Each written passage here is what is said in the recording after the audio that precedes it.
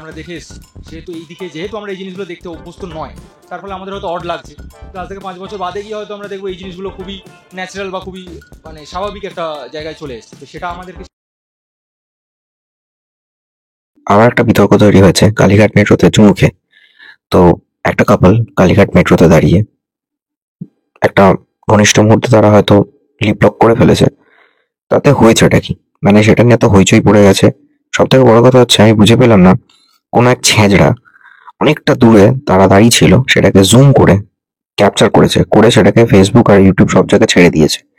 আমি বুঝে পেলাম না সে কি শুধুমাত্র ভিউজ নাকি কন্টেন্ট নাকি ছ্যাঁচড়ামি করতে এসছে।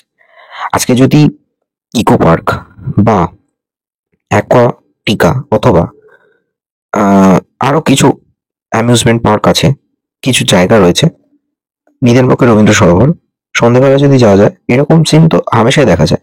তাই বলে কি সব এটাকে ক্যাপচার করছে আর তুলছে? যে তুলেছে সেও মানুষ ভাই, হয় তার বউ আছে, নয় তার গার্লফ্রেন্ড আছে, বা কোনো একটা সময় হবে, হোয়াট এভার, আমি মেনে নিলাম। সেটা তুলে কি ছাড়ার মতো জিনিস ছিল?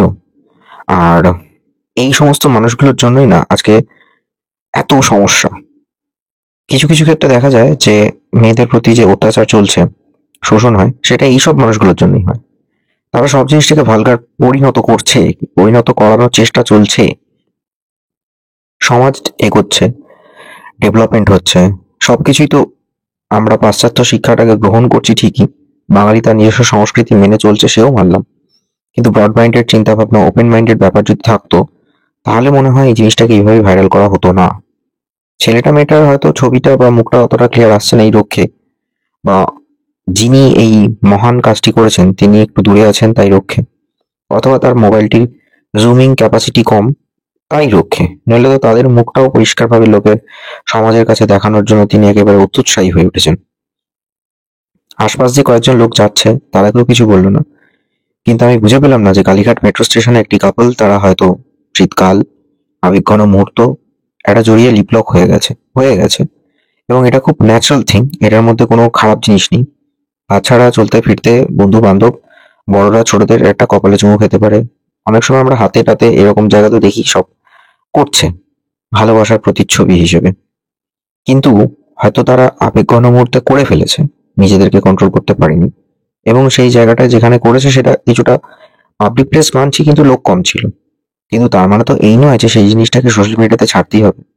যিনি তুলেছেন তাকে বলবো যে ভাই আপনি একটু ওই নিদেন পক্ষে ইউকে টুকে সাইডে যান, বা কখনো পারলে একটু খোঁজ রাখুন, দেখবেন ওইসব জায়গায় ওগুলো একটা কমন ব্যাপার।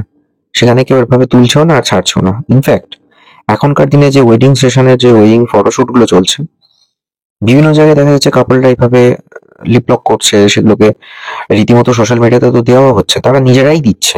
তো সেগুলো নিয়ে তো কেউ কিছু বলে না। হঠাৎ করে একটা পাবলিক প্লেসে গেল, গিয়ে এরকম করেছে, আমার মনে হয় যিনি তুলেছেন দোষটা তার, যিনি করেছেন তার দোষ নয়। কেন, তিনি তো তার অচেনা কোনো ভালগারিজম বা হঠাৎ করে রাস্তা থেকে কাউকে ধরে চুমু খেয়ে নিয়েছে তা তো নয়, সজ্ঞানে করেছে কাজটা, নিজের পছন্দের মানুষের সাথে করেছে। এবার আসি কয়েকজন মানুষ এই বিষয়ে বিভিন্ন প্রতিক্রিয়া দিয়েছেন, তারা কি বলেছে সেটা একবার দেখুন। এটা কোনো নর্মাল ব্যাপার, এটাকে কোনো বড় ইস্যু করে দেখার কোনো ব্যাপার নেই। এটা খুবই এরা যেভাবে কিস করছে সেটা নট ওকে। নর্মালি কিস করতেই পারে, হক করতেই পারে, ইজ টোটালি ফাইন। কিন্তু আমার যে ভিডিও করেছে সে কনসেন্ট ছাড়া কীভাবে ভিডিও করলো? নর্মাল মেয়েটার একজন বয়স্ক মানুষ বলেছেন যে এটা বাঙালি সংস্কৃতির সাথে যায় না, এখনো কলকাতা অনেকটা পিছিয়ে আছে, এখনো তো সেভাবে আপডেট হয়নি, তাই জিনিসটা আমাদের কাছে চোখ মানে দৃষ্টিকটু লাগছে। তো দৃষ্টিকটু লাগছে বলছি, দেখুন কাকু, আপনাকে কাকু বলেই বলছি, আপনিও তো আপনার বাড়ির লোকের সাথে করেছেন, ঠিক আছে মানছি গোপনে, কিন্তু আপনার জেনারেশনটা ভাবতে হবে, আপনার সময়টা ভাবতে হবে। 2024 স্মার্টফোন, অনেক কিছু আপডেটেশন হয়ে গেছে, এআই চলে এসছে, অনেক কিছু হয়ে গেছে। সিমিলার থিং একজন যেমন বলেছে, সঠিক কথা বলেছে, যে দেখুন সেটা বাঙালি আপগ্রেড হচ্ছে, নেক্সট 5 বছর পর হয়তো জিনিসটার সাথে অনেক অ্যাডাপ্ট হয়ে যাবে, তাই তখন হয়তো ব্যাপারটা মানে সড়গড় ব্যাপার বা জলভাত হয়ে যাবে। ঠিকই বলেছে কথাটা। তো মেট্রোতে যেটা হয়েছে সেটা আর যাই হোক, ওই অনেকে যে ভালগার করে যে নাচে শরীর দেখে, সেসব তো করেনি, তারা নিজেদের মতো করে নিজেরা ছিল। ভুলটা করেছে কে, যে তুলে সেটাকে আপলোড করেছে, আমার মনে হয়, নাথিং এলস। এই জিনিসটাকে নিয়ে এত হাইপ করার কিছু নেই, এটা খুব ন্যাচারাল থিং, এবং সে তার পছন্দের মানুষের সাথে করেছে। আমার মনে হয় এই জিনিসগুলোকে নিয়ে যত ওপেন ডিসকাশন করা যায় তাতে মনে হয় এইসব বোকা বোকা চিন্তা ভাবনা এবং এই বোকা বোকা কাজকর্মগুলো তত কমবে। ইনফ্যাক্ট মেয়েদের সিকিউরিটি বাড়বে, ইনফ্যাক্ট মেয়েদের প্রতি অত্যাচারটা আরো কমবে। আমার মনে হয় এই সব কারণগুলোর জন্যই আজকে মেয়েরা আরো বেশি নিপীড়িত হচ্ছে। কেন সবসময় যে কোনো জিনিসকে এত খারাপ ভাবে, এত খারাপ দৃষ্টিতে দেখানো হচ্ছে, বিশেষ করে সোশ্যাল মিডিয়াতে। এই যিনি মদনা এই কাজটি করেছেন, সেসব মানুষদের একটু রিকোয়েস্ট করছি, লোকেদের প্রাইভেসিটাকে মেনটেন করুন। তারা এমন কিছু না যে সমাজের পাঁচমাথার মোড়ে দাঁড়িয়ে করেছে। সেই মুহূর্তে মেট্রো স্টেশনটা একটু খালি ছিল, ইনফ্যাক্ট রেলও কিছু এখনো পদক্ষেপ নেয়নি। So be careful. আর এরকম সবটা সোশ্যাল মিডিয়াতে আপলোড না করলেই নয়। Stay tune on Bong stories. ভিডিওটা কেমন লাগলো অবশ্যই জানাবেন। আর চ্যানেলটা সাবস্ক্রাইব করুন, নোটিফিকেশন বাটনটি টিক করে রাখুন।